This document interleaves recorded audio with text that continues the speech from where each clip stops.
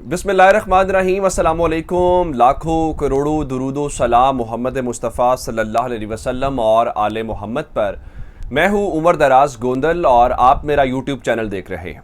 नाज़रीन, ये हम सबको अंदाज़ा था कि इस कंपनी ने नहीं चलना और ये एक मिक्स अचार किस्म का खड़ा किया गया है। ये किसी वक्ती फ़ायदे के लिए या किसी वक्ती चीज़ के लिए तो हो सकता है, इन द लॉन्ग रन ये नहीं चलने वाला। और वो इमरान खान को भी इसी चीज़ का अंदाज़ा था। तो इमरान खान ने जैसे ही हुकूमत ख़त्म हुई तो हुकूमत से निकलते वक्त अपना वक्त ज़ाया नहीं किया, फौरी तौर पर आवाम से रुजू किया, क्योंकि फौरी तौर पर फिर इलेक्शन ही हल है, इलेक्शन की तरफ जाना पड़ेगा। तो अब जो है वो आज मुल्क के अंदर दो बड़े इस्तीफे आए हैं। उन दो बड़े इस्तीफों के मुतालिक मैं आपको बताऊंगा। जनरल मुजम्मल के मुतालिक मैं सबसे पहले आपको बताऊंगा कि उनके इस्तीफे की वजह क्या है, किस ओहदे से उन्होंने इस्तीफा दिया है और इस इस्तीफे का क्या पैगाम जाएगा। सबसे पहले नंबर के ऊपर हम इसकी बात करेंगे। दूसरे नंबर के ऊपर चल के पंजाब के अंदर बंदरबाट का जो सिलसिला है वो शुरू हो गया है और पाकिस्तान पीपल्स पार्टी जो कल तक पंजाब की गवर्नरी मांग रही थी, दो वजूहात की बिना के ऊपर वो पीछे हट गए। उनको अंदाजा हो गया कि ये कंपनी यहां पे भी ज्यादा दिन नहीं चलने वाली। उसकी वजह यह है कि जो इलेक्शन कमीशन है उसने 14 मई को फैसला करना है, यानी 7 दिन के बाद 7वें दिन फैसला होना है। तो क्या करेंगे चंद दिन की जो है वो ओहदे और सारा कुछ लेके, पहले नंबर के ऊपर। दूसरे नंबर के ऊपर चल के मरियम बीबी ने कल अपनी जानिब से फिर इनकलाबी बनने की कोशिश की और जनरल फैज़ हमीद के ऊपर तनकीद की और जनरल फैज़ हमीद का नाम लेके उनको मुतनाज़ा बनाने की कोशिश की। तो वो चंद घंटों के अंदर ही वो जो तनकीद है वो महंगी पड़ गई और उसका नतीजा जो है वो मौसूल हो गया और मरियम बीबी को आज महदूद किया गया, बाहर नहीं निकलने दिया गया। यह बहुत बड़ी खबर मेरे पास है जो मैंने आपसे शेयर करनी है। फिर एक और बात जिसकी बुनियाद के ऊपर इमरान खान के ऊपर बहुत प्रोपेगेंडा हो रहा है। कहा जा रहा है जी ये जो फराह खान थी इसने तो असल में हुकूमत चलाई, इसने ये सारा कुछ करती ऐसी थी और इसने तो करप्शन के अंबार है।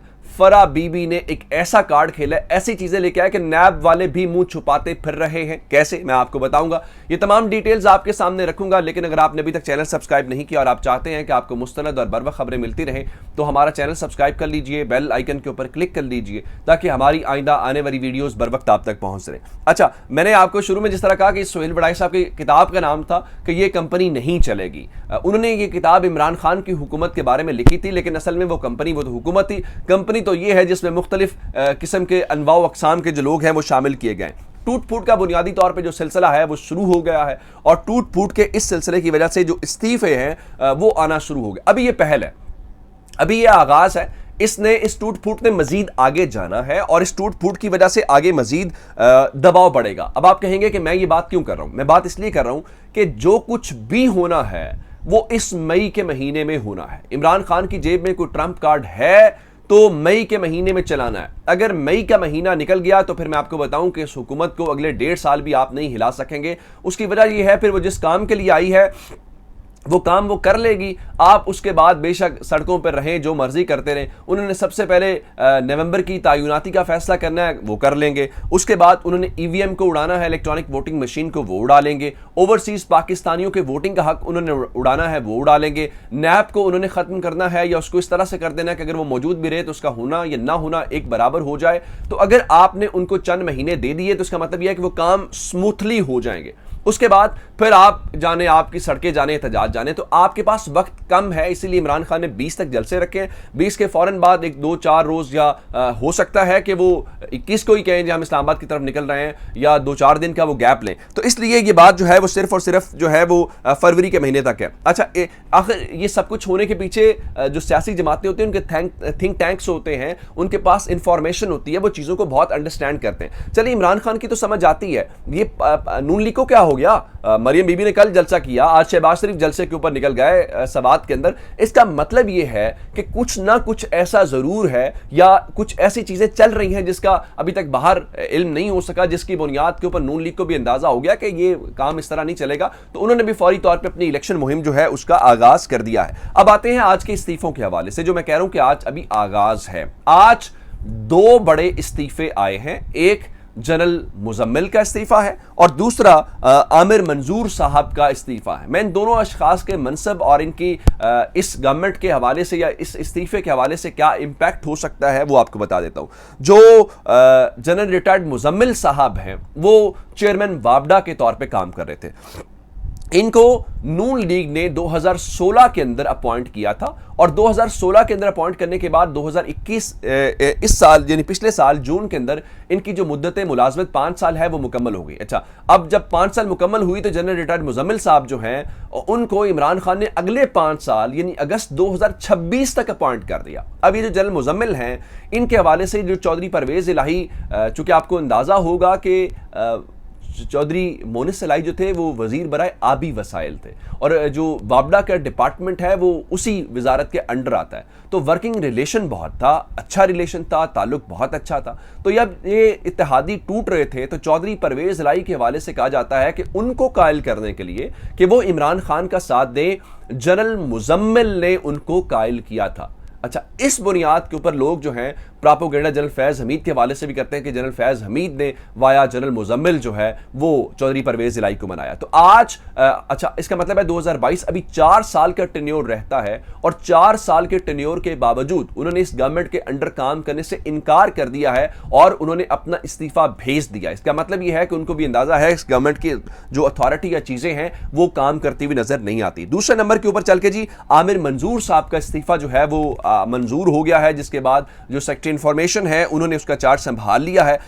ये जो आमिर मंजूर साहब हैं ये एमडी पीटीवी के तौर पे काम कर रहे थे। फवाद चौधरी साहब इनकी बहुत तारीफ करते हैं, ओवरऑल गवर्नमेंट इनकी बहुत तारीफ करती है, लेकिन इस गवर्नमेंट के आने के बाद जो है उन्होंने भी आज अपना इस्तीफा दे दिया है। इसका मतलब ये है कि अभी मजीद इस्तीफे आएंगे और इस्तीफे आने के साथ दबाव बढ़ेगा, लेकिन जिनके इस्तीफे आने चाहिए या जिनको इलेक्शन की तरफ जाना चाहिए, असेंबली डिसॉल्व करनी चाहिए, अभी उनके इस्तीफे नहीं आए।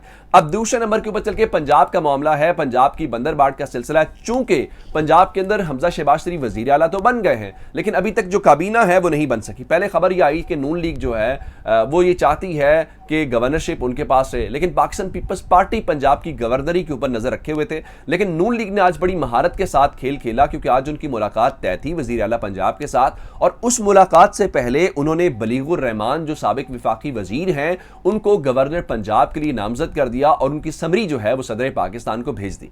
उसकी वजह यह है कि पहले 14 रोज का दिन, 14 रोज, फिर उसके बाद बाकी टेन्योर करके जो 11 मई रात 11:59 तक जो उमर सरफराज चीमा है वो गवर्नर पंजाब के तौर पे काम कर सकेंगे।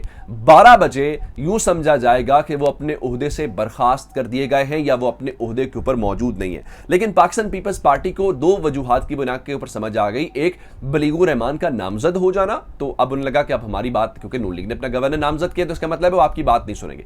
दूसरे नंबर के ऊपर उनको पता चल गया कि गवर्नमेंट ज्यादा दिन नहीं चलेगी, 14 मई को आपके फैसला हो जाना है पंजाब के मुनहरिफ अरकान का और कौमी असम्बली के मुनहरिफ अरकान का, तो गवर्नमेंट तो नहीं चलेगी। इसलिए उन्होंने क्या किया कि उन्होंने फौरी तौर पर 3 वजारतें, 2 मुआवनीन खुसूसी, एक कायमा कमेटी की चेयरमैनशिप और 2 पार्लिमानी उमूर के ओहदे मांग लिए हैं ताकि बात चले। अब आते हैं इस बात के ऊपर कि मरियम नवाज को क्या सबक मिला। मरियम बीबी ने कल पाक फौज के हाजिर सर्विस जर्नैल के मुतालिक बात की और मैंने आपको पिछली वीडियो में बताया था कि ये मुल्क के खिलाफ है, ये इदारों के खिलाफ है। आप इस तरह से फौज को मुतनाज़ा ना बनाएं, आप इदारों को, तमाम जर्नैलों को, किसी एक को नहीं, सबको एक नज़र से देखें और एक तरह से ही ट्रीट करें, ना कि जो आपको लगता है कि जिन्होंने जनाब जो इमरान खान जिनको पसंद करते हैं आप उनके बारे में बातें करें, जो इमरान खान के जो आप जिनको पसंद करते हैं उनके बारे में आपकी ज़बानें अब बंद हो जाए। क्योंकि आप गुजरावाला जलसा के अंदर जनरल फैज़ हमीद का नाम तो लिया था, जनरल भाजपा का भी लिया था, फिर ले जनरल भाजपा का नाम भी, वहां पे आपके पर जलते हैं। अच्छा, उस बात को लेके हुआ ये कि आज मरियम बीबी बशाम जो सवात का इलाका है वहां पे जलसे में जाना चाहती थी। मैंने आपको उस वीडियो के अंदर बताया था कि मरियम नवाज ने बेसिकली शहबाज शरीफ की सियासत के ऊपर भी खुद कुछ हमला किया है कि उनके भी जरा फौज के साथ ताल्लुकात खराब हो। तो आज खबर ये आई कि वहां पे जाना चाहती थी, लेकिन शहबाज शरीफ ने इनको वहां शिरकत से रोक दिया। उसकी वजह क्या थी? उसकी वजह यह थी कि मरियम बीबी भी स्टेज के ऊपर होती, शहबाज शरीफ भी स्टेज के ऊपर होते, तो इसका मतलब यह था कि कल जो तनकीद हुई जनरल फैज के ऊपर वो शहबाज शरीफ की मर्जी और मंशा के मुताबिक हुई। तो मरियम बीबी को आज फिलहाल बशाम जलसे के अंदर शिरकत से रोका गया और उनको घर तक महदूद रखा गया कि आप घर में रेस्ट फरमाएं, आराम फरमाएं, आपकी जरूरत नहीं है। अब आते हैं फराह खान वाले मामले के ऊपर। फराह खान के मामले को लेकर बहुत प्रोपेगेंडा हुआ और बहुत बातें हमने सुनी और फिर बताया गया जी, उनसे इमरान खान ने कहा कि वो तो पब्लिक ऑफिस होल्डर नहीं है। बताया गया जी उनके हस्बैंड जो है वो चेयरमैन जिला काउंसिल गुजरांवाला। अच्छा, मैं आपको बताऊं वो 97 से ऑनवर्ड जो है वो 2 साल के लिए 99 तक जो है वो रहे वहां पे। लेकिन आप हैरान इस बात के ऊपर होंगे कि जिस बुनियाद के ऊपर उनके खिलाफ नैब इंक्वायरी कर रहा है, उस वक्त एहसन जमील गुज्जर से फराह खान की शादी नहीं हुई थी। यानी जिस वक्त वो पब्लिक ऑफिस होल्डर थे उस वक्त फराह खान उनकी बीवी नहीं थी। तो इस बुनियाद के ऊपर फराह बीबी ने अब 10 मई को वापस पाकिस्तान आने का फैसला किया है ताकि वो नैब का जो है वो सामना करें। नैब ने अपने हवाले से ये अपने मुंह पे कालक मल ली है या खुद ब्लंडर कर दिया, ये बदनामी इदारे की कर दी है कि पहले कम से कम रिसर्च तो कर लिया करें, चीज़ें तो निकाल लिया करें केस बनाने से पहले। चैनल जरूर सब्सक्राइब कीजिएगा। आपकी समातों का बहुत शुक्रिया। खुदा हाफिज़।